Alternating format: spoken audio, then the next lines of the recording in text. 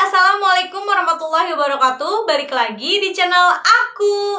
Oke, apa kabar nih teman-teman semua? Semoga teman-teman semua selalu dalam keadaan sehat ya.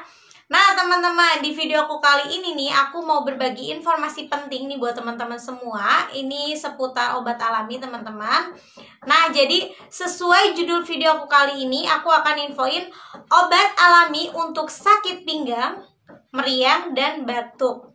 Nah, jadi aku akan ngejelasin secara singkat apa sih daunnya, terus gimana cara pemakaiannya dan berapa kali untuk pemakaiannya.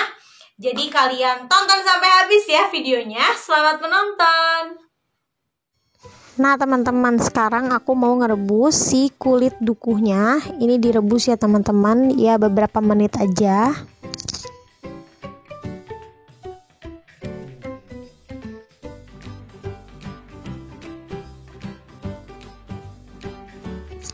Nah ini sudah mendidih teman-teman. Sekarang aku matiin.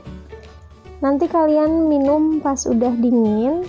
Terus diminumnya 2 kali sehari, pagi dan juga sore hari, kayak gitu teman-teman.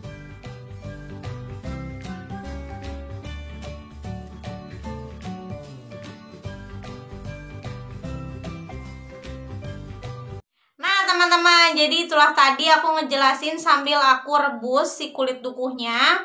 Jadi itulah obat alami untuk sakit pinggang, meriang, dan juga batuk teman-teman.